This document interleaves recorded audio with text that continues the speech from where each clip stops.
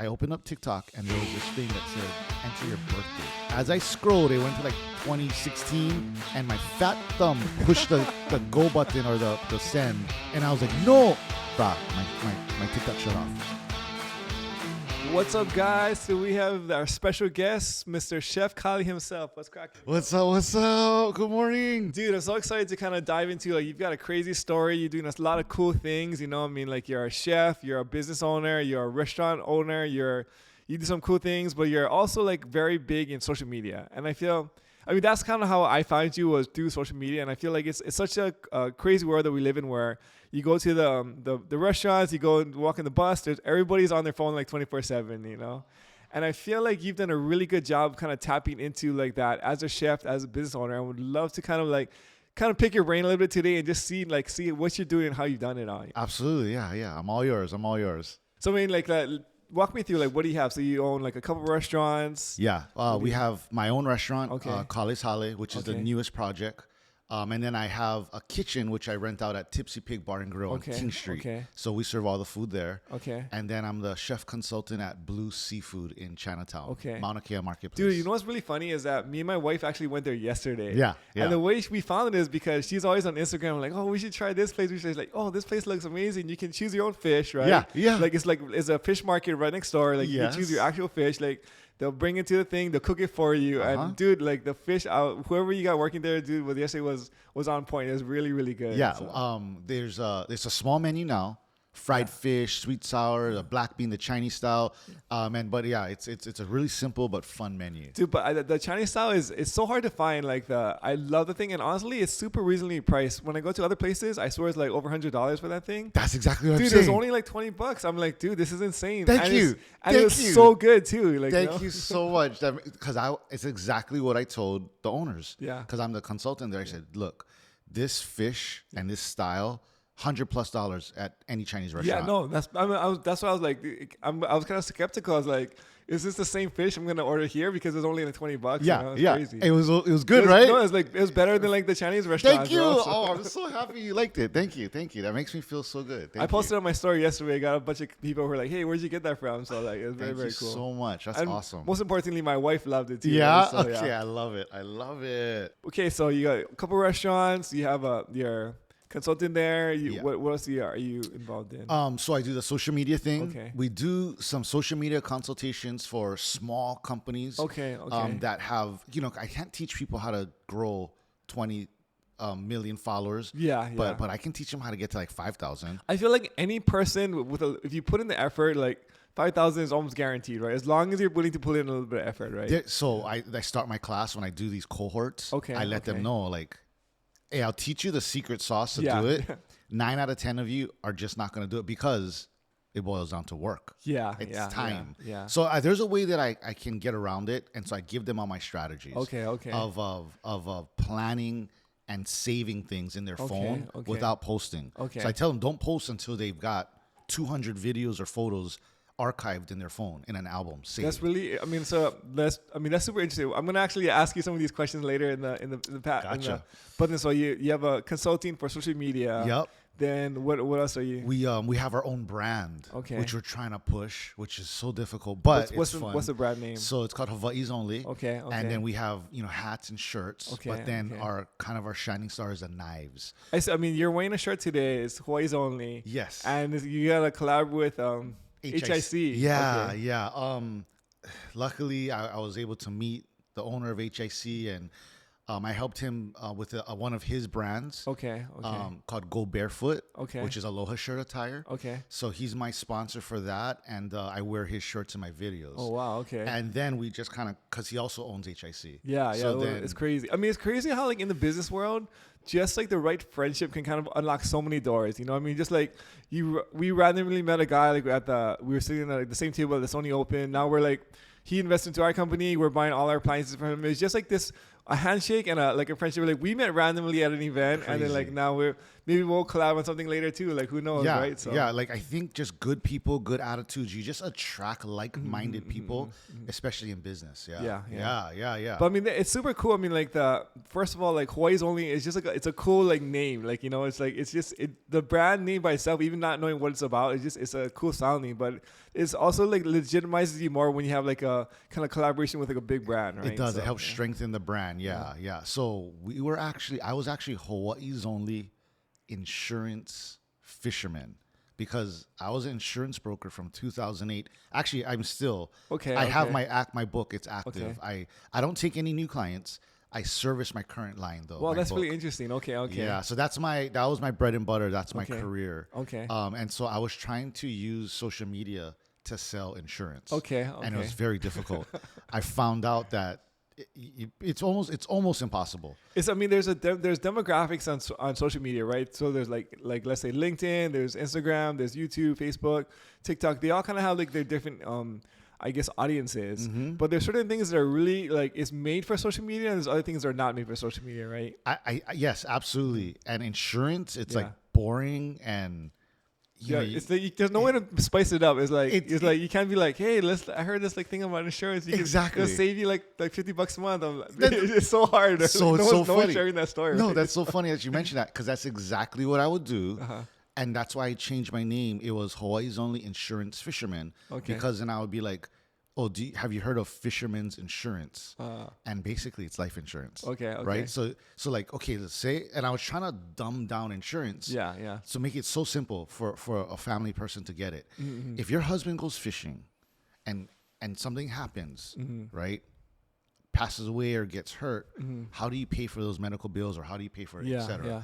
And that's a real question. Yeah, right? no, definitely. And so I would sell fishermen. But the thing is, it's insurance. like it's very interesting, like your strategy because it's so niche, right? Like that, how many guys are fishing regularly, first of all, and how many of them are actually scared that they will die? And like, I mean, because like there's like that you're narrowing down your niche like very small, right? So your Yes. audience is gonna be like relatively small, and then from the audience, how many people will actually buy? Like like it's just like it's such a So first like tough. let's say who eats food? It's like every single person on the planet, right? Yes, you're absolutely right. So it's a very small market, and so then that's why I changed it because I would use my pictures and videos of fish and cooking. Because that's like, so I think this is like we're talking about like some of the funnels, right, for social media where you need a hook or you need something to kind of people to draw you in from like, so it's like you have like a wide audience. Yes. And then it kind of narrows down to like what your specialty is, right? Yeah. So, but then the fish, everybody likes fish, like the things that you've done, like the cool things like the catch and cook, those things, it's so cool, bro. Like we gotta talk about that later. Yes. But then like it's such a like everybody's like likes food and fish, but then after judging, oh, by the way, you want some insurance? Yes, that's exactly. So every 5 posts, I'd be like, and by the way, save you exactly. That's so cool. But then it didn't work, so I was like, okay, let's just drop it. Yeah. I did it for like a year, and it was like it's. But not the thing is, working. like, I feel like that kind of opened the door to it kind of like gave you the skill of social media. It definitely gave me something. Any experience is going to give you something, and I was able to take. I noticed that people don't like insurance, and they like fish, and they like food, So then that was our transition. I dropped the insurance fisherman, and became Hawaii's only. So I mean, like, what did because like you went from like I guess insurance salesman to now like restaurateur and like business owner. How did that even happen? Okay. COVID. During COVID, I couldn't meet any clients because 99% of my clientele is elderly. Okay, for the insurance ones. For the insurance side. Okay. So then they're all stuck in their homes, right, with their masks. They exactly. Can't go And this is beginning COVID when it was like really like crazy. So you had 2 options. One, you could get them on Zoom. Okay. I don't know if you've But ever. yeah, dude, like I've got stories with my parents and my friends' parents, bro. Like, You could have a heart attack. Like as a person trying to teach a 70-year-old how to get on Zoom, you go crazy. So you go down that road a few times and you just realize we can't do it. Yeah. And so I didn't have any meetings. I didn't have any business, and so I pivoted. Okay. And that's where everything started. So I mean, I feel like I hear this theme a lot where there's pivoting, right? And I think our company, we've done it a bunch of different times where it's either the market or you have competitors or the economy or different things that are going to come in and impact you, like your business plan, or maybe like you lose a key resource, whatever it is, tariffs, whatever the thing is, and then it forces you as a business owner or entrepreneur to pivot to something else. And sometimes pivots work, sometimes they don't. But obviously, it sounds like in this case, it worked beautifully for you. I don't worked or not worked. It's hard to gauge, right? But yes, it was a positive experience. But definitely, it was like it's essentially a new career path. Yeah. I went from insurance to cooking. Yeah, which is like completely different, right? Yeah. So I mean, how did that even come up? Was it like did it come in a dream? You're like a friend mentioned it? The very first thing is I seen a Facebook post of a sushi cake. Okay. And it had thousands of likes and shares. Yeah. And it was a picture. I think it was in the Philippines. I don't remember. But I remember the guy looked Filipino, and they had this sushi cake, and I was looking at it, and I was like, "That's disgusting." But everyone in the comments was like, "That's so cool. That's amazing." Yeah. And I was looking at this picture, and I was like, "I mean, it's super cool concept." And I was like, "But why does it look like that?" So my wife, who showed it to me, she was like, "It's so cool." I was like, "Okay, I'll be right back." And so I made one. Yeah, I made a sushi cake, and then I just took a picture of it and put it on Instagram. And then I got orders. Wow. Yeah. So it's kind of like you kind of like lucked or fell into it almost. It kind of like organically happened. Just lucky. Yeah. For sure. Maybe not lucky, but I mean like lucky, 100%. It just happened. Like you did something like that's very cool, and then like now it kind of created the demand from that thing that you posted. It was the start of my path, because the sushi cakes that went on for a good year, heavy, and that's how I made money. And the sushi cakes. So, I mean, how much would it cost you to make them, and what would you sell them for? Anywhere from $50 to $150 is my cost. Okay. Depending on the customer and what they wanted. So each cake was custom. Yeah, and it doesn't include your labor. It's just like the material. Yeah, just the materials, and then I would sell them for anywhere from $200 to $600. Okay. Yeah. Okay. People that had weddings. Yeah. They were like ditching. Dude, that's it's a killer like centerpiece for like their wedding. Yeah, like, they were ditching the $1,000 cake, and buying a $400. Not the big weddings, but the smaller weddings, and they would just get a sushi cake. You know what's kind of interesting too? Like, I feel like the world we live in today is so much about, I guess, like, especially the Instagram world. It's so much about like that's showing something cool or different at your events or your spots, right? So like, especially whether you're on Instagram or something. You get status or you get like attention or like dopamine when you have something cool. And so like you can either do something cool yourself or you can buy something cool that somebody else made and basically like kind of like get credit for it, No, absolutely. I mean, they want the photo. Yeah. Right. Yeah. I mean, so yeah, absolutely. But that's what that's what started. And then from my sushi cakes came private gigs where I would cook 3-course meals for people and the knives. Okay. Then the knives is a completely another journey. So like a private chef experience, right? Yes. Where you like, hey, like we want to bring in a chef for like this thing, and like you guys, do you have like a small team? Is it just you? What does that look like? In the beginning, it was me by myself, and I would drag my kids or my wife. But I would drag one of my kids with me, and they'd be like shopping stuff, whatever. Well, yeah, washing dishes, like the stuff that I couldn't get to. So, I'd pay them a little bit, but they hated it. That's yeah, it's pretty funny. Yeah, but now all of them are older. Every single one of them work in my restaurant now. Wow. Yeah, and they're like my best workers. It's really interesting because I think even as a kid, when I was like forced to do chores or things, like I hated it, man. Like mowing the grass, raking leaves, whatever, washing dishes. But looking back in hindsight, I'm so glad I did it because it impacts how you view the world and how you view work. I think, and then you have like, it helps to build your own personal work ethic. So when you're in like, let's say other parts of life where you're not forced to do it, it comes automatic because it's kind of ingrained in you. I believe that because I look at my kids and how they work. It's like the workload. It's like, it's not that it's easy, but like, they can handle. Yeah, they can handle. Yeah, and it's like, I mean, you kind of like, you're like leveling up, right? So when you're a kid, if you don't give them any work, they're like they can't handle nothing. But then you keep on adding stuff, they're stacking, their skills increase. Now when they're like say 20 or 30, their capacity is way higher because they've kind of built it up over years. Right? Yes, and I look at some of the other workers we have that are same age, and I can tell, they're kind of shocked at the load. And Yeah. I'm like, oh, okay, it's because their first job and they never had. So, and I totally get that, right? Yeah, yeah. But yeah, there's a difference. You know what's funny? Yeah. So like I did some like youth ministry back in the day in the past. Nice. And then so like we used to have like different kids. But after like the event, whatever, like our services, right? We got cleanup, right? And then I can tell like which kids did chores at home, which kids didn't, because the kids that did chores at home, like just automatically they're jumping in, they're moving stuff, they're putting away, they're rolling cars, whatever. The kids that don't have chores at home, they're like on the thing, just on their phone, whatever, and like there's no shame. The thing is like when you're just kind of cruising and everybody's working around you, like it feels like awkward, right? Because like you feel like at least like hide in the corner, do something, But then just I think that some of the kids who don't have any chores at home, they're just like. It doesn't bother them or it doesn't faze them like when everybody's working around them. Like, it's so interesting. Yeah. Exactly. Yeah, I see it. So your social media, I feel like it's almost like it started your career as a chef or as a business owner. It was 100%. That one single post kind of launched this whole thing. It absolutely, 100%. I mean, it's crazy. And then and you've only like kind of taken it to the next level and kind of expounded and grown it from there to where it is today, Yeah, so the sushi cake was the first. Yeah. And it just kept building and growing. And I get to meet people at parties or podcasts and then collaborate and then partner and then I did, one thing that I think a lot of young entrepreneurs have to do that they don't know is they not give up money, but they gotta give up something, either money or time. To help advertise their brand. So in the beginning, I did 5 free sushi cakes. Okay.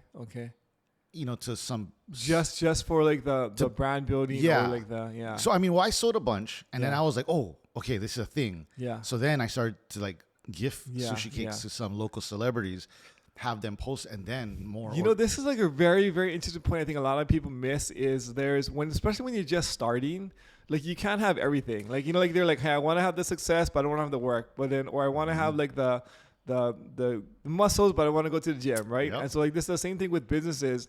You want to have like the brand building and you want to have like the reach, but then you don't want to spend any money on it or you want to put in any time. You got to give something up. There's always a give and take. You can't have everything. Like at least in the beginning. Like when you kind of go down the road later, you can use leverage for some of these things. But when you're just starting out, like you gotta give things away free, and you've got to kind of like build yourself from the ground up, right? Yeah, I see a lot of people have a challenge with that part. But yes, it's like a mental block, right? It's like I can't give this away for free, right? It's like, why would I do that? Like they don't see the value of like this post or that like the advertisement that it would the work it could potentially generate for them, right? If you want to dumb it down in its simplest form, it's like, okay, I'm gonna give away this cake, which cost me $100 to make.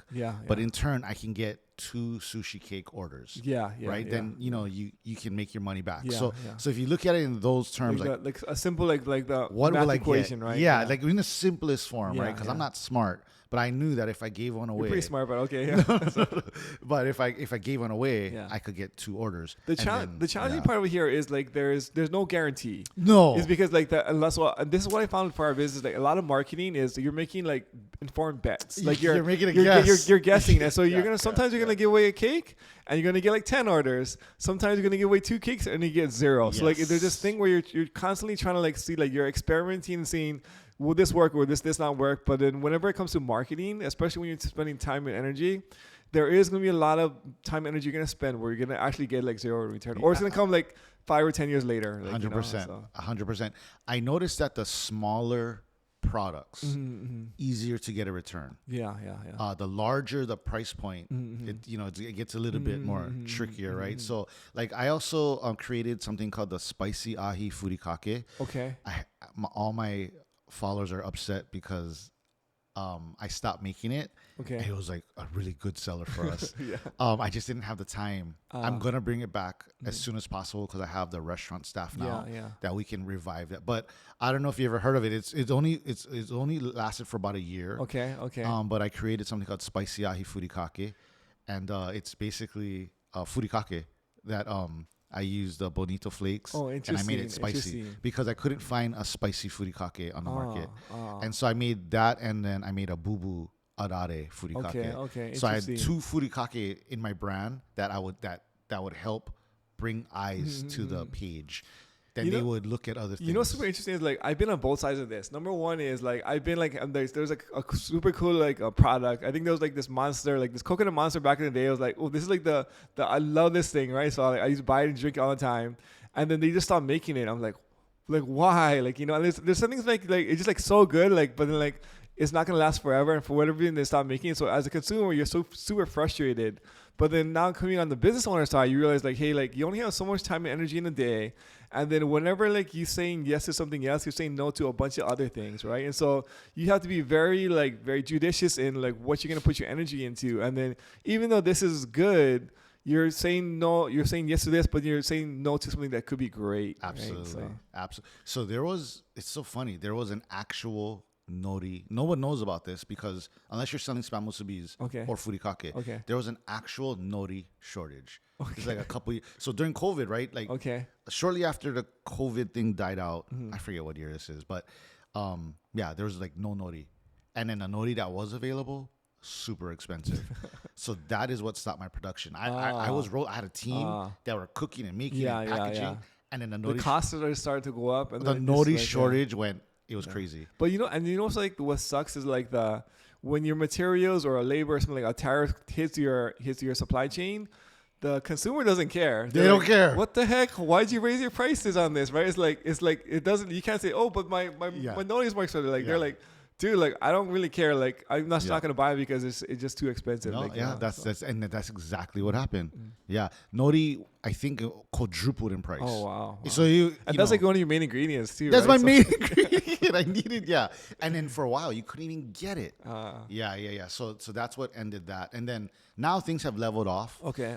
So I can bring it back now. It's been a couple of years since I've had the furikake. I never got to try, so I'm excited. I gotta wait for this. This release to drop. We'll have it soon. You know, it's also interesting too. You probably learn over like the years is from doing social media over a long period of time. I know like you've learned some of like the ways like to get audiences and really like social media at the end of the day is like it's attention, right?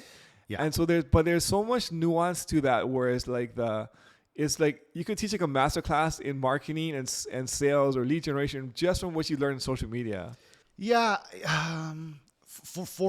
For my small niche market, I can. Mm-hmm. If you have like a brownie company or a kakimochi thing, I mean, well, every company has like a different like strategy, right? But like there's certain things that are universal, right? And so even when I'm thinking about like this new thing that you're like when you bring back the furikake spicy, I'm just already thinking like it'll be like a specialty launch. There's so many things you can do from like a social media or branding standpoint that you probably gained like the skills or like the ideas now, where like your launch today is going to be way different than it launched, like, let's say, like 5 years ago, right? Yes. Absolutely true. 100%. Yes. So diving into, like, the social media, you have a course or is it a class? What does that look like for that you teach people? So I built this thing out. Okay. And what it was is I charge, $1,000 or $500, depending if you're a corporation. Okay. If you're locally owned. Okay. And then I did a test run. Is it a one-time fee or is it monthly? A one-time fee. One-time fee, and I'll give you the course. And then if you want to purchase my services for the future, we have a monthly fee that I'll come out and I'll do a thing. I'll do the review. I'll do a funny skit. Okay. So to with your brand? Yeah, with my brand, we'll collaborate and I'll help build up their brand, right? Okay. So I had some rates, and then what I did was I have a couple accounts. Small accounts. Okay. And then I did this thing where I wanted to really uplift the Hawaiian community. Yeah. I don't look Hawaiian, but I'm Japanese Chinese Hawaiian. Okay. And so actually I'm the same thing, bro. Yeah, so really? Yeah. Your dad is Chinese Hawaiian? Yeah. Because that's and then my mom's Japanese. Same. Yeah. So I did this cohort where I did 2 classes where I took Hawaiian owned business owners that had whatever business that had less than 5,000 followers on Instagram. And I did that for them for free. And it was just a way to like uplift our community and get more Hawaiian entrepreneurs out there. I feel like if we have more Hawaiian business owners, more educated Hawaiian, we can really do something big in the future. So I was just trying to uplift our community, and it went really well. So I did that for free, and it was fun. I got to meet a lot of people and show them my strategies, and then some of them did it, some of them didn't, because it at the end of the day, it's work. Yeah, no, yeah, Right? yeah. But the ones that are still in touch with me, they're doing good. They got a boost in following, and Awesome. so it's just really fun. Yeah, to see the growth. Yeah. So that kind of turned like, so you started out, maybe it started out with just like, hey, I've got this like this small community that I want to kind of like pour into. But then like as you're teaching, you're like, actually this could be a service that people would actually want to pay for. Yes. And then that's how it kind of launched into like the service you have now. Yeah. Well, actually, it was opposite. I was charging. Well, Okay. so at first I did a lot of things for free. Okay. And then I was like, man, I hated doing it for free for a corporation to get the free meal or the bag or the shirt. Yeah, that's not worth it. Yeah. So, well, because it's your time, because my time started to shrink. Yeah. And I was like, okay. Well, you know what's also realize, like, as you're growing as an entrepreneur, is your time slowly become more valuable. Because when you first start, you're making zero money. Like, your time is worth $0 an hour. Like, once you say, like, let's say you cross like the 6-figure mark, like now you're worth like $50 an hour. Like, So you're absolutely 100% right, and that's what I started to see. And then I was like, okay, you only got so much time. Yeah. I'd rather save your money or your meal or your shirt, and let me use this time to try and uplift the Hawaiian community, Hawaiian business owner. Because some of these corporations, and that's when I started to develop my rates. I was like, okay, because I had less time. Yeah. Corporation, hotel, whatever, $1,000. Yeah. And then local owned, and they're doing pretty good, $500. And then small Hawaiian business will do it free. I started to charge first. Okay. And then that's when I was like, hey, let me just do one thing for the Hawaiians real quick. Yeah. So that's how it started. So I mean, like, I'm gonna do a little like audience cheat over here. Is like, can you kind of break us down, like what you do, what you take people through in your course? Yeah. So it's really simple. The first thing, it's long. Okay. But I try to. The main point of the meat and potatoes is don't start posting till you're ready. So the main thing is you get a video, 1 second or 60 seconds. I don't care. Okay. Save it in an album on your phone. Okay. You get a photo Okay. that you think is cool or you like, save it in your phone, archive it, and make an album and get 200 of these videos in there. 200 200. And the reason why I say 200 is because you're going to have to post every day. Yeah. And once you start... Tell me why do you have to post every day? I don't know. I don't know. That's what IG wants. They want consistency on the posting, and it just gets more eyes and it builds up the algorithm some way. And I don't know how IG algorithm works. Yeah. I just know from my experience and the people that I work with, that you got to post every day. Yeah. No, I mean, it's actually funny you say that, because when I first started as an investor, I was like, I went to like this event, this guy, Ryan Pineda. He's like a very like good, like big on social media. And then when I went to the event, I saw like these guys who were like just basically like crushing it in business, like making millions a month, right? No social media, nobody talks to them. This little dinky kid, like he made like 20 grand on a flip, but he has like 30,000 followers, and everybody's like wants to talk to him and give him resources. And so I saw the value in social media, and that kind of inspired me to, hey, let me try jump on this social media train. And then I made a commitment to post every single day for a year. Nice. And like never miss a day for like that whole year. Yeah. And then that's what I went from like 1,000 to like 100,000 followers. Crazy. But I got lucky during that time period. A few like 30 million viral videos that like got me a bunch of things. But the whole idea was just never miss a single day. Like, But then I wasn't smart like you. I didn't have anything like pre-planned. So like in the morning, I'm like, it's like I got nothing to exactly. post. I'll pick a random picture and just post it just so I can have a post for the day. No, so that's exactly my whole lesson to the class is you got to work, you got to go to school, you got to take care of your kids. So you're not going to have a post every day. So go ahead and get ahead of it. Get 200 videos in the pipe. And that way, while you got that in the pipe, you're still daily going to make content. You're still like, Yes. So it's kind of like your backup in case something happens. Yes. And that way you always have videos to post. And it doesn't mean you stop making content. You keep making content daily like you are, but at least you have the 200 archived, saved. That way it's a slow day or a lazy day. Look through, pick one, post it, and you're done. It's genius. But I mean, like, so the algorithm it does reward consistency, I think. And so like the more you post daily, like the more you're going to show up in different people's feeds. Like, we've noticed that for ourselves and also other people. But we've also found is like a lot of guys are like, they didn't get your advice, right, to make 200. They're like, I'm going to post every day. They post like twice a day for like a week. And stop. And then they're like, okay, this is too much. Yes. And they're like, but like for me, I'm just like, okay, I'm just keep posting. And like, while everybody else, like, they'll go 2 weeks hard, take 2 weeks break, go 2 weeks hard, take the 2 week. I'm just like, I'm every single day. Like, you know, so like that's kind of like, I feel like you need to do that in order to continue to in my cohorts. I see that planning, and I start the class like that. Yeah. 9 out of 10 of you are not gonna. But I promise, just follow my advice. We're gonna get you there. But they get gung ho. Yeah. They cut it early. They only get like 50 videos saved. Yeah. Or, you know what I mean? Yeah. And then they're going, and then 1 month in, burn out already. yes. Yeah. So. I tell them get to 200. Yeah. Stock those videos. Or get 300 if you can, Mm-hmm. right? But it doesn't have to be. We don't know what's gonna go viral. Yeah. We don't know what the community is gonna like. We don't know what the algorithm is gonna pick up. Yeah. So that's why it doesn't matter if it's a 1 second or 60. Just post it. Yeah. Yeah, it doesn't matter. I mean, it's funny because like sometimes I put so much time and energy into like this video, right? You spend like 10 hours on it, like, oh, this is gonna be the great one, and then like crickets online, right? Then like sometimes in the morning I'm like, oh, I got nothing to post. Let me just post a random picture of the beach and some words, and boom, that one gets like shared and like liked, you know? I go through it all. I'm like, oh, this is gonna be a banger. Post it. Oh, 10 views. What the heck's going on? And then you just post something random. Yeah. And then million. It's like, oh, that's so stupid. That's why through our experience, post anything. Yeah. Because you don't know. And the thing is, you kind of gotta get over like the fear of like rejection of just like putting your face out there. You know, I think when I first started, all my videos had to be perfect. Like, you know, I can't make a mistake. Now I'm like, I fumble over my words. I'm like whatever. I'm just like I'm carrying a bottle of Coke, whatever. Just like I just post like randomly, but I kind of got over that fear of I need to be perfect. You know, come as you are, right? Gary Vee said, "Stop trying to make content, be the content." I saw that. That's a really good one. I saw that, and that changed my whole perspective. Yeah. Before, I used to wear a mask. You know, like, because, you know, I would wear a face mask, a hat, and shades. Okay. And that's how I would do my catch and cook videos. Okay. So I'd go fishing and I wouldn't show my face. I would talk. Okay. But I just wouldn't show my face. Why? Tell me why. I just felt so uncomfortable. I honestly, I don't like making videos. Me too. Yeah. I'd rather be directing or producing and have the talent. Yeah. Right? Yeah. But as I was trying to find someone to do it, I'm like, no, you got to do it like this. My friend was looking at me. He was the editor. He was looking, he's like shaking his head. He's like, bro, you just got to do it. And I was like, no, can you? So I was trying to teach the girls, like, do it like this, do it like, it's simple, right? And she's like, okay, because she's got a good personality. And she couldn't bring it home. And then my friend was just looking at me, shaking his head. He's like, bro, you just got to do it. So I said, okay, let me try. And so I would mask up and I would say, this is how you do it. Then we would post it and we'd get good reviews or good views.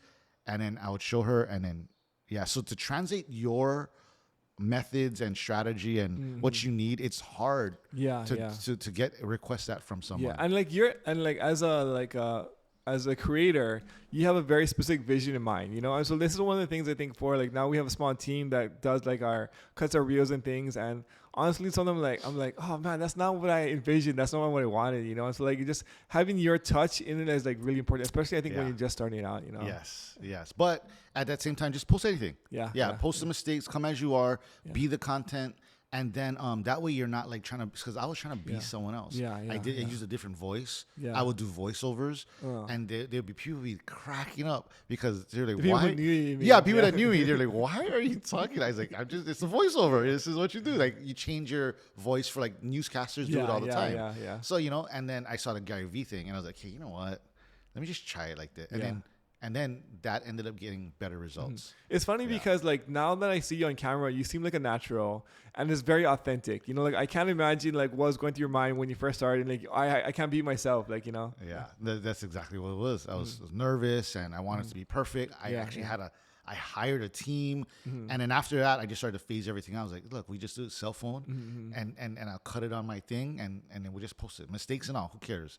People, I think the bloopers do better than the actual video. It's crazy. Sometimes like the behind the scenes does better than the actual video. You know? It's so silly, right? And you just don't know. So the thing is, like, I think people they want authenticity and they want to be part of your life. And I think that's why stories are really like powerful, because stories are kind of like the behind the scenes of like what your life actually looks like. You know, like because like you have like the polish, like your posts and your videos and reels, like this is all edited and everybody knows that. But when you have like the stories or behind the scenes, like hey, like we're just chilling, we're filming the content. People are like, oh, that's really interesting to me because it's super. It's like more authentic than the authentic. I think you're right, because they want to be part of that story. They want to know you personally. They want to be part of your journey. So and I feel like that also builds a lot of like trust or credibility, because like it's always like when you want to tell somebody a secret or like something behind the scenes, like that's when you really build like the real relationship, right? Yeah. And so I think like stories kind of give you the opportunity to like, hey, come see like the inside the curtain of my life and things, and like now you get to kind of get to know the person from like who they are from like that side of their real life. No, right? you're absolutely right. I forget what interview I was watching. But the guy, he's a mainstream celebrity. I forget who it Okay. was, but he's telling a story on a talk show host Yeah. where people would approach him, take a photo, Yeah. and they'd be like, "Hey, what's up? How you?" And then because he's an introvert. I'm kind of introverted as well, Same, me too, right? yeah. So we do it for this because Yeah, we got yeah, it, the yeah, brand, yeah, right? But on the street, I'm kind of quiet and I'm Yeah, shy, yeah, right? yeah. So he's the same way. And so when he was talking, he was saying when people come up, he feels so awkward, he feels Yeah. so weird. And then he said, but then he realized, oh, people have been following his journey for years. Yeah. So they feel like they know him. Yeah, And yeah. they do. Yeah. He doesn't know them. Yeah. But that's why their emotions are like that. Yeah, Like, yeah. hey, what's up? Giving him Yeah. handshakes and high fives and hugs. And he thinks it's weird. But to the viewer, the fan, Yeah. it's normal because Yeah. they've been watching him. Yeah, they're buddies in their mind, right? Exactly. And so that helped me understand a lot because now when people come to the restaurant, they're very happy because they're getting to eat the food. Yeah. And, well, if the food is good, they're happy. Yeah. And then they shake your hand and give you a hug. Yeah. And I have no idea who these people are. Yeah. Right? But then they'll be like, I'm the one who commented. Yeah. And I'm like, oh, shucks. I don't know, right? But yes, you have to realize they're following your story. Yeah, They yeah. know you. Yeah. You don't know them, but they know you and they've been following you. Yeah. And that's what I realized after watching interviews. Like, yeah, all these guys are all family because they know me. Yeah, I don't know them, but they know me. But I mean, and that just goes to show you like just the power of social media, right? It's such a powerful. I mean, in my opinion, it's eventually going to replace like TV and movies. Like like you look at some of the YouTubers and things like they're eventually like it's going to be Mr. Beast or Brad Pitt. Like this, people are going to know like and the thing is, it's way more authentic and relatable, right? Because it's like because like you're looking movie stars like you watch them in one movie, then after 2 hours it's over. But then like you let's say like behind the scenes like Chef Kale, you get to know you like like you're posting here we were going to like Zippy's or whatever. Here's the things, and then you're more authentic from like a daily perspective because like it's just I get to be more involved in your life. Yeah, I think you're absolutely right, and I think it's happening.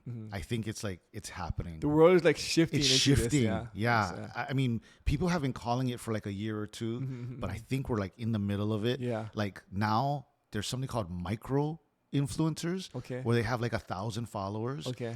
And I just talked to a company this morning. Okay. They don't go for influencers that have like more than 70 or 100,000 followers. Okay. They want them at 1,000. The organic, like everybody has like their own little niche. Because they pay them like $20. Oh, I see. Right? Yeah. Where someone bigger, they got to Yeah. pay 300, 5,000, whatever, right? Yeah. And so they're getting away with, get 10 micro influencers a versus bigger impact. one I big. see. And they just pay like $20. And then, that's $200 or whatever it is. Yeah, and still they're saving money.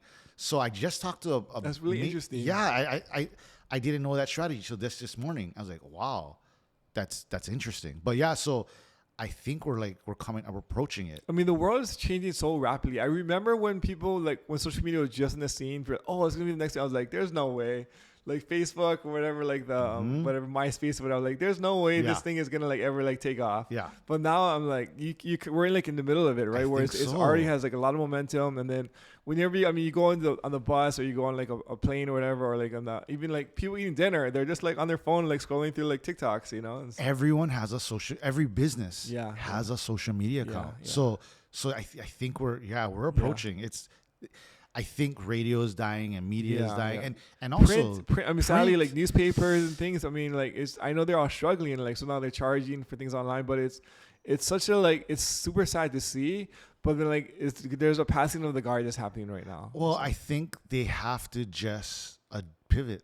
I mean, it's just like Blockbuster into Netflix, right? It's like you can either just I'm gonna be a Tower Records. We're gonna sell CDs, or okay, now you gotta do Apple Music and you gotta turn to the digital landscape, right? If I owned a newspaper print, I'd hate social media because if I'm the owner, right, and I put on all 50 years of this and my blood, sweat, and tears and built it up, I'd be upset too. Yeah. Like I'd be combating Yeah, You know, yeah. I'd be fighting. I mean, it's the same thing. Like every industry, though, like taxi to Uber. Like Exactly, right. It's just, but it's like you either pivot, You gotta pivot. I think or you gotta like you pivot. just die, right? So that's Yeah. like your two choices. Yeah, So, yeah. So and then print media, they're so Uh-huh. expensive, right? Yeah. And they own that marketplace for so long. Yeah, yeah. But yeah, I think they gotta pivot.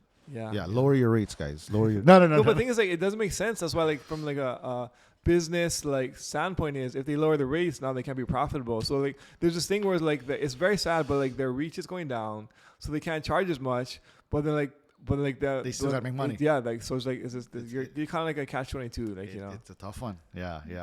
So, but yeah, social media, I think it's rolling. So I mean, what's their main platforms? Is it Instagram, YouTube, TikTok? What are the main ones? So you're my a part main of? one is Instagram. Okay. I have 4 Instagram accounts. Okay, 4 Instagram Yeah. accounts. How come so many? The Hawaii's Only Insurance Fisherman. Okay. Oh, you still have that? Well, insurance I fisherman? dropped the Insurance Fisherman. Okay. And so then I have Hawaii's Only. Okay. So I had like fishing videos, diving Okay, videos, okay. cooking, Okay. life, just kids. Yeah. And then as it grew, I had all this content. And also I was following the algorithm. Okay. So like sushi cakes were getting massive hits. Okay. Massive views. So I just keep pushing that button. Yeah. I keep Yeah. posting sushi cakes. And then I posted one fishing video and that started to get the hits. And my sushi cakes started to like take a dive or to slow down. Yeah. So you kind of just follow the algorithm. yeah. So then after a couple of years, I had all this content that just piled on. And people would ask me, "What do you do?" And I wouldn't have an answer. Because the Instagram account's too broad. There's Yeah. not like a clear direction for it. And so after that, I started to divvy it up. I see, So I I have see. one catch and cook page Okay. only for fishing and diving. Okay. Just all fishing and diving content. Okay. No funny skits, no nothing else. Then I have one page that has only cooking. Okay. So say you don't like to fish and dive, you think it's Yeah, gross. yeah. You just want to see the recipes. Yeah, Well, yeah. I got one page just Okay, for okay. cooking. And then my main brand, Hawaii's Only, that's where we do anything and everything. Okay. The funny skits, the food reviews, Yeah. cooking, diving. We have a little bit of it all. But so I have the 2 pages just for cooking and just for fishing and diving. And those are the 3. And then my 4th one is the Kale's Hale restaurant. Okay. So just the restaurant specifically. Just the restaurant. And so I try not to mingle it because Yeah, it gets yeah. a little confusing for like the a viewers little and shit and bit, stuff, a little so, bit. Yeah. And it's just a lot of content. Yeah. So I have them all separated Got out. it. I mean, Yeah. it seems like there's a lot. How much time and energy do you spend like a day or a week on creating content? I used to spend a lot of time, but luckily Yeah. over COVID, I was able to capture so much content Okay. that it floated me. I see. And that's how I came with the idea. You got to have things in the Yeah. pipeline. But so I think I have a couple years worth of content. And so now, and then I still get a little bit of new content every day. Okay. But I still have my whole pipeline that I have a lot. I see. I have so much content You that I have never like posted. lots saved up already. Lots. That you can kind of like repost. Yeah, and I just or post. save, Yeah. So I just do that. And then my other 3 accounts, I hardly post. I see. One's got like 50,000 followers. That's One's a lot, got but okay. one's got like 6,000. Okay. And another one's got like 5. The other one's got 6,000 as well. Okay. So they don't have a lot. They just Okay. but those ones, it's like But the thing is, it's not just like it's the number. It's like the quality of your audience, because a lot of times like the smaller audiences, like they're not fluffed with any like foreign or fake like followers. So like there's way more like they'll buy whatever you sell. Like those 5,000 guys, they're like loyal to like the bone, right? When you got like 200,000, there's only like 10,000 like loyal guys. you're like, you know? 100% right. And this is one huge thing we kind of talk about in my cohort, my class, is you could have 300,000 followers, but how much of them can you transition to spending money? Yeah. Right? To buying food You know, I'm knife. having an aha moment right now. Is like when you're looking at these big companies and they're like, hey, I don't want to spend on this $300,000 account, or 300,000 sub account. I'm gonna do like the 10, 10, 10, 10. It's like those 10, 10, 10, 5, 5. Those are all guaranteed like loyal customers. So if you look at it from like an ROI standpoint, Yes. I'd rather have like 10, 5,000 account followers with their own loyal following Organic, than one, let's say like 300,000 followers when there's only like 10,000 like total that's gonna buy from them. Like, Correct. So, and I think that's why the micro that's influencers really might interesting. provide value to a Yeah. company, right? Yeah. But yes, selling product is different from building your brand. Yeah. Because building your brand, you're not asking your clientele for any money, Yeah. right? So that's why TikToks can get millions of followers. And then, the influencer gets paid from TikTok. Yeah, yeah. But how do you translate that to get your customers? How do you monetize How do you that, right? monetize Yeah, your customers, right? And that's a difference. Yeah, yeah. I sell high ticket items on my website. Yeah. Anywhere from $150 knife to $600 knife. Okay. So man, your percentages start to drop way low on your conversion from The 100. higher the ticket, the price. Yeah, the there's a conversion's gonna drop. small rate, right? But then you put out furikake Yeah. for $10 a bag, and now Yeah. you're selling buckets. Yeah, yeah. But then you get eyes on the knives and the other products you're selling. This whole thing is just like a marketing strategy. Like this, it's all encompassing, and there's a lot of things that like you're probably doing that you not even realize that's working. That's kind of connected together. But it's like as you kind of like are starting to do it, you're kind of like you're connecting the dots. Like, oh, actually, when I did this actually happened. And so I think even for our journey too, like we throw these meetups, these hosted meetups, like. We make $0 from them, right? But it's just brand building. You're spending any time and energy. But then, like down the line, you realize actually this led to this, which is like this huge like giant ecosystem of like they're all connected together. Yes. But you gotta feel like where is like the biggest like where you should spend your time and energy. And certain things are like short-term payoffs. Certain things are long-term payoffs, and you need a good balance of both of them. Absolutely, I got that idea from my daughter. She was in high school. She did a project. Okay. And she's like, would you rather sell one item for like $1 billion, like an airplane, like the best airplane in the world, just sell one? Or would you rather sell like 10 million or 10 billion small, tiny units, candies? Yeah. And so I thought about it. And then I was like, I'd rather sell 10 billion little units. Why is that? Because if you have 3 deals for a big airplane and they all don't go through, I see. You're broke. Yeah. The liability is so big, yeah. right? So then that's when I changed my perspective. I had one big ticket item, and then I would have many small ticket items. So whether I sold a big ticket item or a small ticket item, I was still selling. I see. And if the big ticket item fell through, I still had my small ticket items. Yeah. So I used that concept for insurance.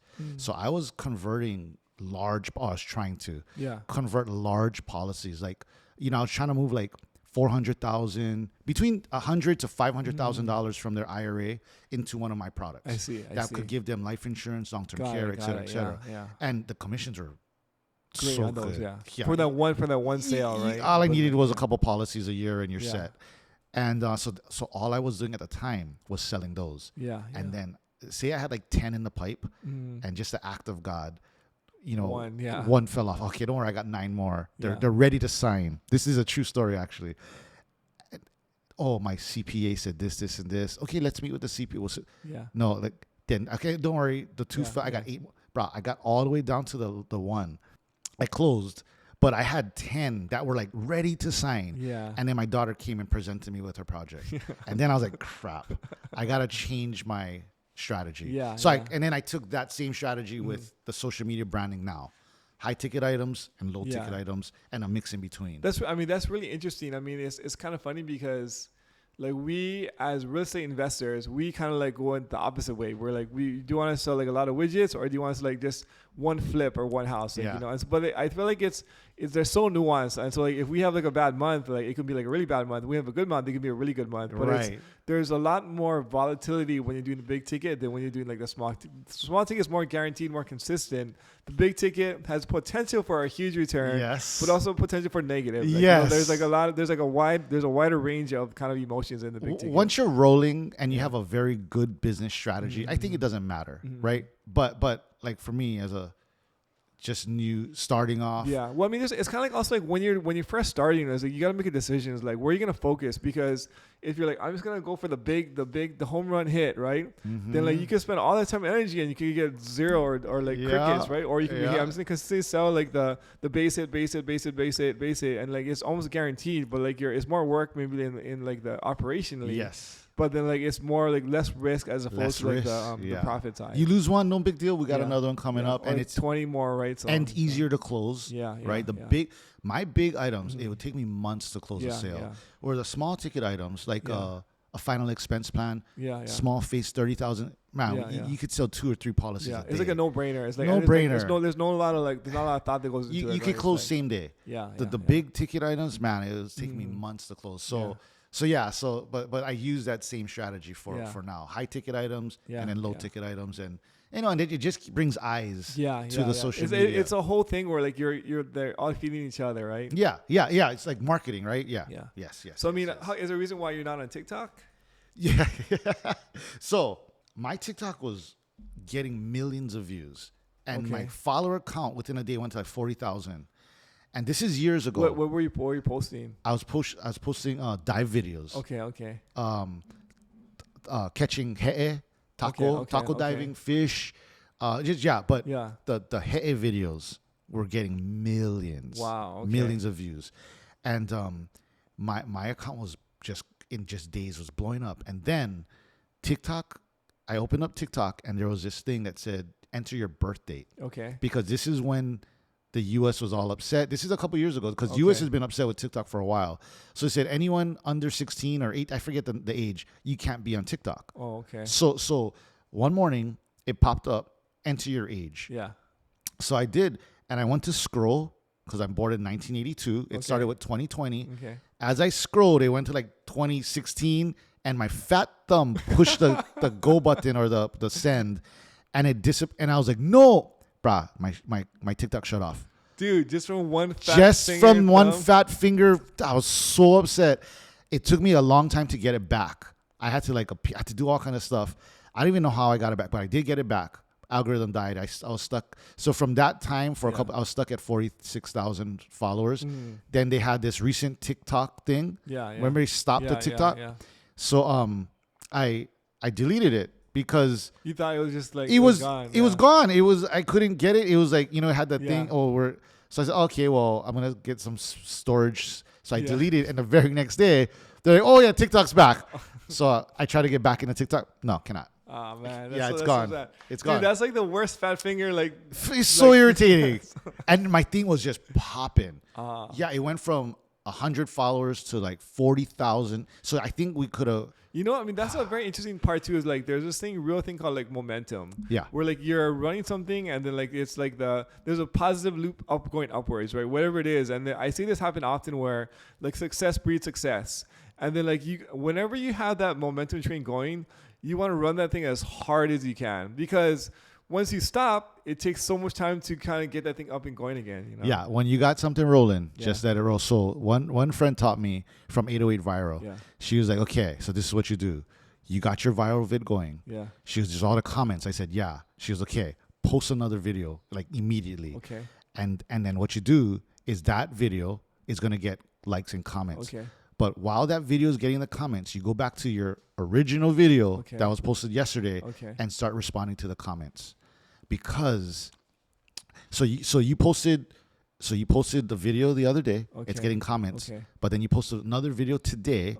Now you respond to yesterday's video's comments because when you respond to the yesterday's video comments, that viewer is gonna open up their thing, check the comment, and then the video will play again. Yeah, so it's gonna bring people back to that original video. Interesting. And then the next day, because things are popping off, you post another video, but then you answer yesterday's videos. So it's you're getting like a double post almost, or double engagement, or just because like the answer. Because you're responding to comments. I don't respond to comments. I just don't got time now. But I did that to help me grow for a small season. Yeah. I responded to people's comments from yesterday's videos. And everything from today's videos that there's comments, I didn't just wait till like tomorrow's the next day. post. That's smart. Yeah. So I think she taught me that. This is like a hack for like when you're just starting out, just to kind of like double your views, right? Yeah. Yes, because they're coming back, and then. And I always tell people, like, ask a question.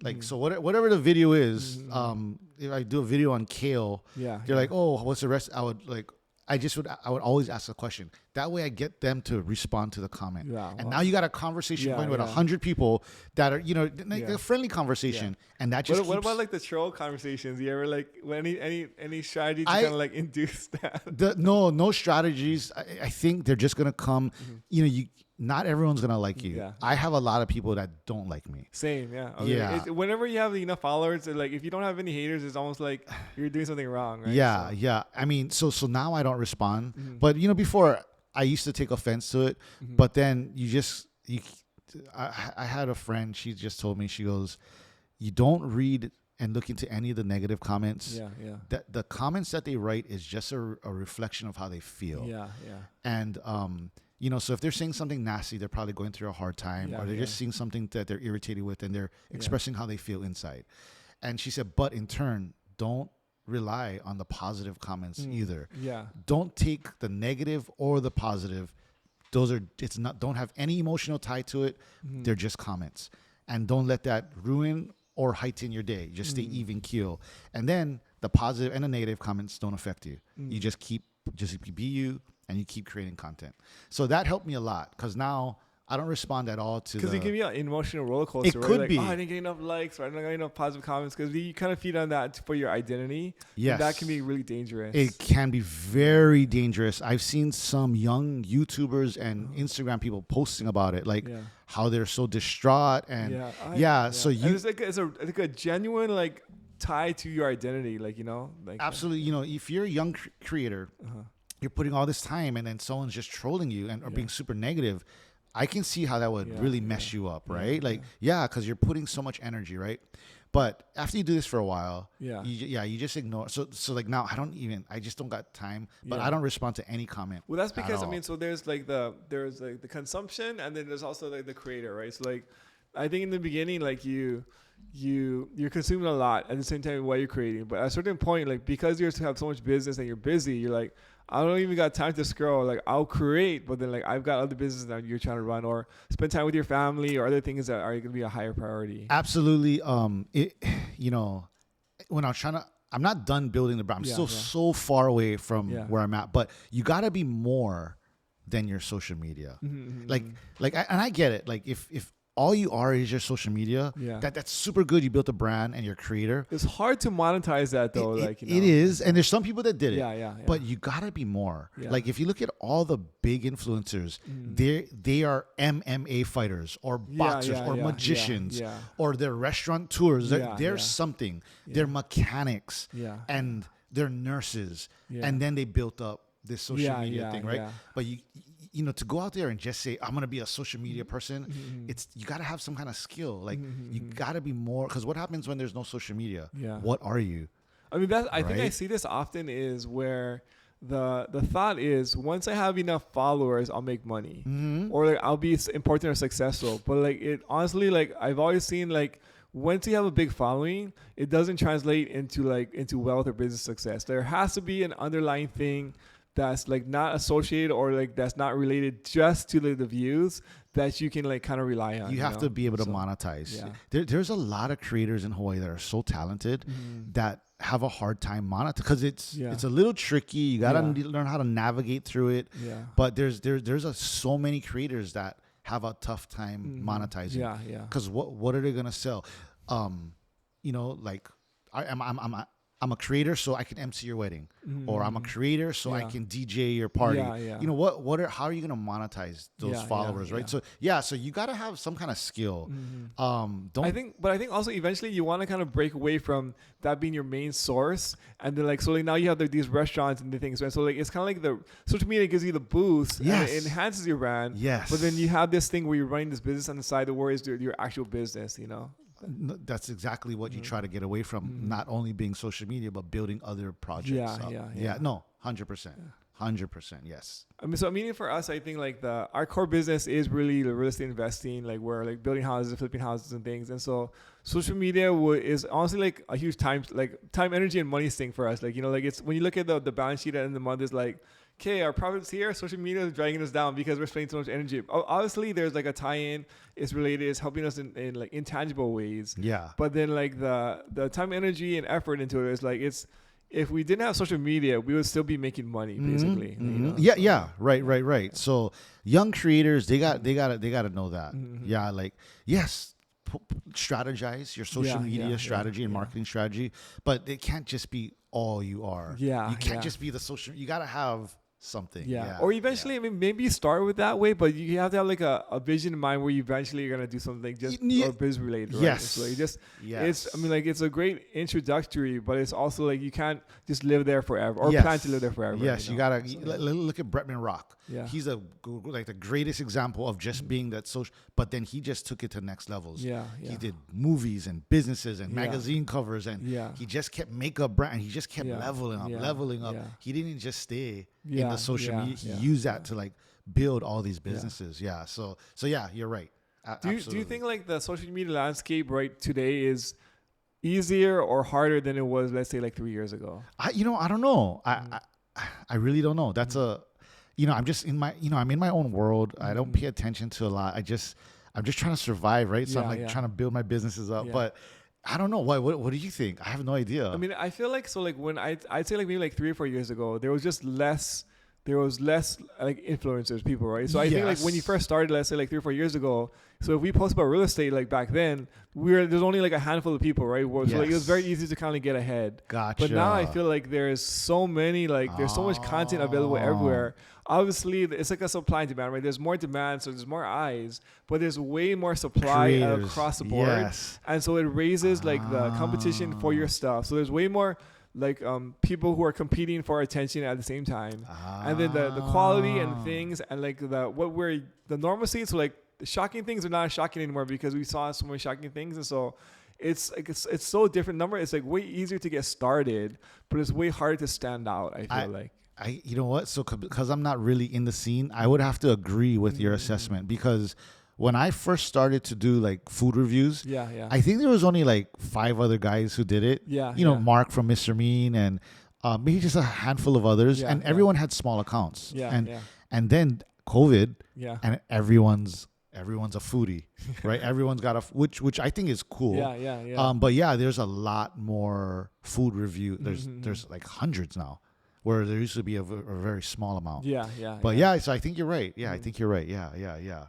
But I mean, so maybe like if it's some advice for somebody who's just kind of starting out on their entrepreneurship journey of like on the social media side, what kind of advice would you give them to kind of like either be successful or watch out for, or like like to kind of navigate that? I have an answer. I don't know how many of your viewers will like it, but you pray, and you talk to God for guidance, and that's just been my journey. When my journey started right before COVID. Okay. It was from drinking. Okay. So I drank a lot, and I couldn't accomplish much because the next day you're always hungover. When you say drank a lot, what is? I would drink every day. Okay. A big part of my life is fishing and diving. Okay. So like if I'm up 5 o'clock in the morning diving, I'm out of the water 8 o'clock. Okay. It's the morning time, and we're cracking beers because we're celebrating our catch. And then we're gonna barbecue. Okay. And I'm gonna chef something up that's really delicious. And we'll be drinking throughout the day till sunset. And the beauty about that is at sunset, you take some of those leftover fish scraps and you put it on a hook and you throw it out on a pole, and now you got the evening fish bite. So we would dive in the morning, we'd fish at night, or if I'm fishing on the boat, we're up at 3 o'clock in the morning. So by 5 a.m. on the open sea, we're cracking a beer. So I think I would drink like every day with vodka cranberry to start the morning. Then you move into some beers and then so you're drinking every day. I was drinking every day for a season. I didn't know this, but I was in a lot of pain, dealing with some hardships from my childhood, and that all arose during COVID or right before COVID when I stopped drinking. It's a super long story, but basically I thought I was gonna die. I thought I had cancer. I thought I had a tumor. I couldn't breathe. I was in and out of hospital for 1 whole year. Wow. They couldn't figure it out. But when I stopped drinking, my relationships with God and wife and kids and myself, everything changed. And that's when all the social media started. It was kind of like the success started to kind of snowball from there. absolutely 100% started from that. But the advice is you got to lean into God and pray and he'll give you the guidance you need because he'll give you the answers. Yeah. He'll tell you what you need to do and he'll tell you what you need to know. And then you just go from there. I it's a kind of a generic cliche answer, but it's my truth. No, I mean, we want to hear like your honest opinion. That is what I mean, really, really appreciate it. I know it sounds that easy, Yeah. or that simple, but that's what I did. Have you always been like a believer, or what's the Absolutely, always been a believer since I was young. My grandmother would force us to go to church, which I hated. Sunday school, and I believe in God. Yeah. So why do I got to go to church and wake up so early and dress? But my walk with God, it's since I was a kid, has always been close, but nothing like the relationship we've had over the past 5 years. Oh, wow. Yeah, it's been intensified, and I got to deal with some stuff from my childhood. That really held me back. A lot of anger towards some family that had hurt me when I was younger, and so I had to like really learn how to forgive, and the drinking didn't help that.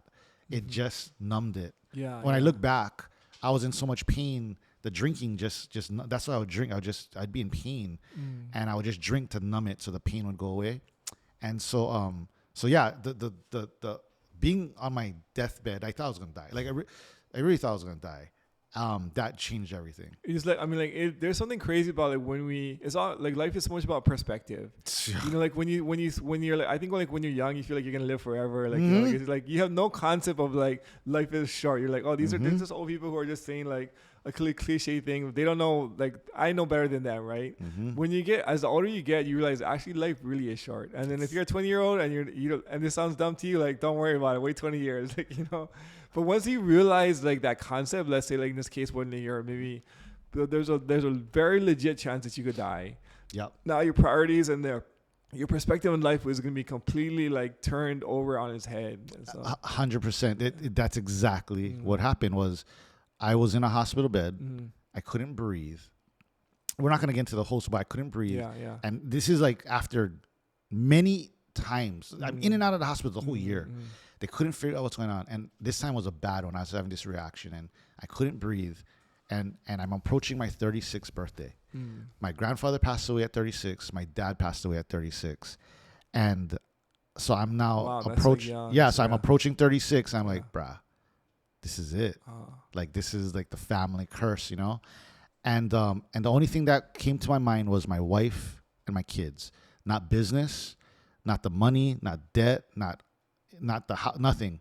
It was my wife and kids. And so as God pulled me through that journey, that season, everything was put in perspective. What's important in my life. And that's how I then approach business and my relationships and my partnerships. And that's the growth. It's so hard to keep that. I mean, it's so important, like to make sure like everything is the right priority, right? Let's say like whatever it is, where let's say it's God, your wife, your kids, whatever, and then make sure your business is below that, because so often naturally in the day to day, I feel like business or finances or even your hobbies can so easily kind of like overtake some of the things that are potentially more important. Absolutely, yeah. And if we don't get put in check, that can run away from us too, right? Yeah. So to this day, I get little flashes of chest pains, and it's a reminder. And my personality is so extreme. Like when I was fishing and diving and drinking, that's all I did. And it's bad, right? It's just I did that, and so when I get involved with business, it kind of consumes me. Like that's all I do is I just do like insurance. I'm just pounding, and so now I have this little thing that goes tick. I'm like, oh, okay, what's going on? Yeah. Let me calm down. Am I spending enough time with my family? What's priority right now? And then you got to pray. Yeah. Because like, please take this pain away, right? Like, don't humble me again, because I've been through that. Let me continue on this path. Let me humble myself real quick. let me get things in order. Let me get my house in order. Okay. And then so now there's always these checkpoints. He helps me. Because my personality is so extreme, he's gotta check me. I mean, I feel like we have a lot of parallels, you know, like that. I'm in the exact same way where I just get like, once I get focused on something, like that's all I think about day and night. I dream about it. I'm just like, so I'm like, when I was in hobbies, I used to do like just like jujitsu or golf. Like that's like my whole life. Like, you know, when I got to real estate business, it's the same thing. Just consume like everything about like but I think like it also helps you to do well at it because you're so consumed with it. But it's always, it can also be dangerous at the same time, right? You're always fighting that balance. You need balance. So, yeah. One of my greatest attributes and strengths and biggest weakness is pride. Is like I take so much pride in my work, but also if you put too much pride and you're stubborn or not willing to change your perspective or your attitude, you could be caught up in a big mess. So that's one of my biggest strengths and weaknesses is pride. It's always like our biggest strengths are always our biggest weaknesses as well too, right? There's always like those pros and cons for like this. It serves you so well in this area, but you also gotta watch out because it can also really hurt you in this other area. Like you can be arguing with your wife and just nope, I'm right. You're taking so much pride and. That never is gonna go well. That never goes well. Dude, well, it's been so fun like chatting today with you, and I'm hearing your story, and so we'd love to have you back. I mean, again, there's so much more to unpack and like all the things you're doing. I appreciate you, man. But if people want to find out more about you or reach out to you, what's the best place to do it? The Instagram. And then my restaurant. So at Hawaii's Only, and then My restaurant has a landline, a cell phone, a text, email. Kale's Hale. They can get all the information and contact me over there, and we're good to go. I heard there's a pretty long wait list over there though. There was. It's mellowing out. Okay. Yeah, people were upset. We're soft open only. Okay. So I only running half the restaurant because I'm making sure that the food quality is good and the service is good. So we're going slow. Okay. Hence the soft opening. Yeah. But people they want what they want. So like this weekend we're booked. Okay. It's mostly the weekends that we get fully booked. Friday, Saturday, Sunday. Okay. Monday through Thursday we're pretty open. Okay. Yeah. But it's mellowing out. Okay. Yeah, so that's good to know. And we're gonna our goal is to honor the soft opening price for as long as we can till like we get everyone to just try it. Okay. So if it takes us a month or 2 or 3, whatever, we're gonna really try to honor that $39.99 price. Good man. Good man. Yeah. Thank you so much. Thank you, bro. Appreciate you, bro. Thank you.